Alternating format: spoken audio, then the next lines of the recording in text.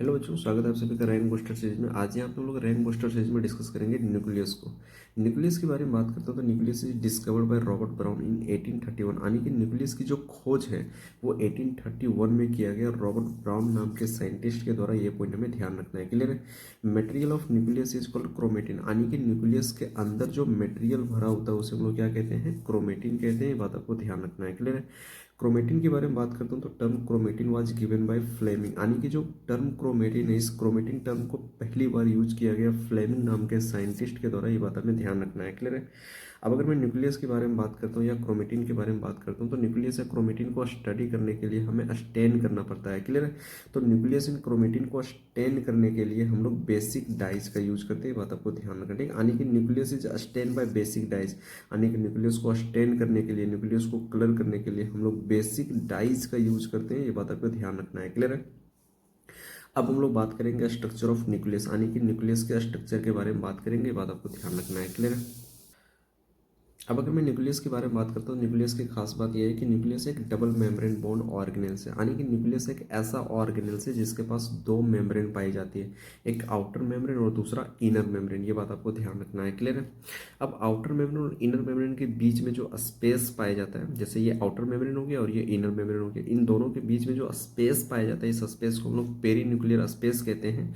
और perinuclear space की size 10 to 50 nanometre होता है और 1 nanometre 10 to the power 9 metre के बराबर होता है, -9 मीटर के बराबर होता है। बात आपको ध्यान रखना है। क्लियर है। अब अगर मैं इस न्यूक्लियस के बारे में बात करता हूँ तो कुछ जगह पे न्यूक्लियस की जो आउटर मेम्ब्रेन और इनर मेम्ब्रेन होती है वो आपस में फ्यूज कर जाती है, और जिस जगह पे फ्यूज करती है उस जगह पे एक पोर बन जाता है और इस पोर को हम लोग न्यूक्लियर पोर कहते हैं। जैसे यहाँ पे न्यूक्लियस के आउटर मेम्ब्रेन और इनर मेम्ब्रेन आपस में फ्यूज हो गए थे, यहाँ पे एक पोर बन गया। इस जगह पे न्यूक्लियस के आउटर मेम्ब्रेन और इनर मेम्ब्रेन आपस में फ्यूज हो गए थे, यहाँ पे एक पोर बन गया। क्लियर है। तो इस पोर को हम लोग क्या कहते हैं? न्यूक्लियर पोर कहते हैं। ये बात आपको ध्यान रखना है। क्लियर है। अब न्यूक्लियस के अंदर जो मटेरियल पाया जाता है उस मटेरियल को हम लोग न्यूक्लियोप्लाज्म या न्यूक्लियर मैट्रिक्स कहते हैं। क्लियर है। और न्यूक्लियर मैट्रिक्स के अंदर उलझे हुए धागे की तरह के स्ट्रक्चर पाया जाता है, इस स्ट्रक्चर को हम लोग क्रोमेटिन कहते हैं। क्या कहते हैं? क्रोमेटिन कहते हैं। बात आपको ध्यान रखना है। क्लियर है। इसके अलावा न्यूक्लियर मैट्रिक्स के अंदर राउंडेड बॉडी स्ट्रक्चर पाया जाता है और इस राउंडेड बॉडी स्ट्रक्चर को हम लोग न्यूक्लियोलस कहते हैं। क्लियर है। अब न्यूक्लियोलस के बारे में बात करता हूँ तो न्यूक्लियोलस की खास बात यह है कि जो न्यूक्लियोलस है वो आरआरएनए को बनाता है, और आरआरएनए न्यूक्लियस से बाहर निकलकर साइटोप्लाज्म में आता है न्यूक्लियर पोर के द्वारा।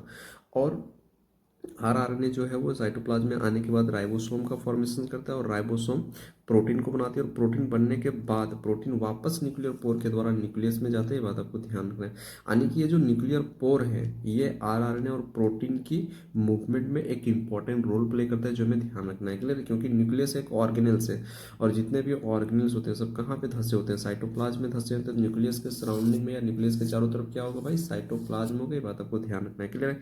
इसके न्यूक्लियस की आउटर मेम्ब्रेन से आर अटैच होता है, यानी कि रफ इंडोप्लाज्मिक रेटिकुलम अटैच होता है। इसके अलावा न्यूक्लियर की जो आउटर मेम्ब्रेन होती है या न्यूक्लियस की जो मेम्ब्रेन होती है उस पर राइबोसोम भी पाए जाते हैं। बात आपको ध्यान रखना है। क्लियर है।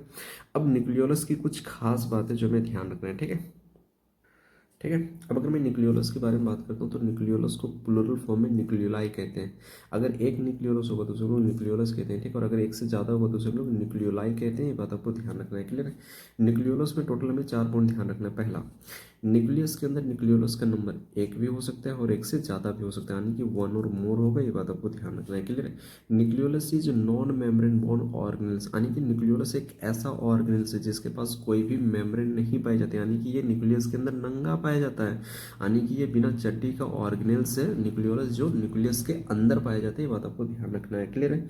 Nucleolus is the site of active ribosomal RNA synthesis. Ribosomal RNA को आरआरएनए कहते हैं, यानी कि न्यूक्लियोलस वो जगह है, वो साइट है, वो जगह है जहाँ पे आरआरएनए की सिंथेसिस होती है, आरआरएनए की फॉर्मेशन होती है। बात आपको ध्यान रखना है। क्लियर है। इसके अलावा larger and more numerous nucleoli are present in cells actively involved in protein synthesis, यानी कि जो सेल्स ज़्यादा इन्वॉल्व होती है प्रोटीन की सिंथेसिस में, उस सेल के न्यूक्लियस के अंदर न्यूक्लियोलाई का नंबर ज़्यादा होता है और उसकी साइज भी बड़ा होता है, ताकि न्यूक्लियोलस का नंबर ज़्यादा होगा और साइज बड़ा होगा तो इससे क्या होगा कि आरआरएनए की फॉर्मेशन ज़्यादा होगा, आरआरएनए की सिंथेसिस ज़्यादा होगा, और अगर आरआरएनए ज़्यादा बनेगा तो राइबोसोम ज़्यादा बनेंगे, और राइबोसोम ज़्यादा बनेंगे तो प्रोटीन की सिंथेसिस ज़्यादा होगा। ये बात आपको ध्यान रखना है। क्लियर है। अब अगर मैं न्यूक्लियस के बारे में बात करता हूँ तो न्यूक्लियस के अंदर हमें क्रोमेटिन मिलेगा या क्रोमोसोम मिलेगा, ये डिपेंड करता है सेल के स्टेज पे कि सेल कौन से स्टेज में, ये बात आपको ध्यान रखना, ठीक है। अगर सेल्स डिवाइडिंग सेल्स है, यानी कि सेल्स डिवाइड कर रही है, तो जो सेल्स डिवाइड करती है उसे बोलते हैं कि वो सेल एम फेज में है। और जो सेल एम फेज में होती है उस सेल के न्यूक्लियस के अंदर हमें क्रोमोसोम मिलेगा, ये बात आपको ध्यान रखना, ठीक है। और अगर सेल्स नॉन डिवाइडिंग सेल्स, यानी कि सेल्स डिवाइड नहीं कर रही है, तो उस सेल को बोलते हैं कि वो सेल इंटरफेज में है। और जो सेल इंटरफेज में होती है उस सेल के न्यूक्लियस के अंदर हमें क्रोमेटिन मिलेगा, ये बात आपको ध्यान रखना है, क्लियर है। अब अगर मैं क्रोमेटिन के बारे में बात करता हूँ तो क्रोमेटिन 4 चीज़ों से मिलकर बना है, DNA, RNA, histone protein plus non histone protein, ये बात आपको ध्यान रखना है, क्लियर है। डीएनए और आरएनए को एक साथ मिला के न्यूक्लिक एसिड कहते हैं, क्योंकि नेचर में दो ही तरह के न्यूक्लिक एसिड पाए जाते हैं, डीएनए प्लस आरएनए। और हिस्टोन प्लस नॉन हिस्टोन एक तरह के प्रोटीन है। यानी कि यहाँ से हमें ये समझ में आता है कि जो क्रोमेटिन है वो दो चीज़ों से मिलकर बना है, न्यूक्लिक एसिड से प्लस प्रोटीन से।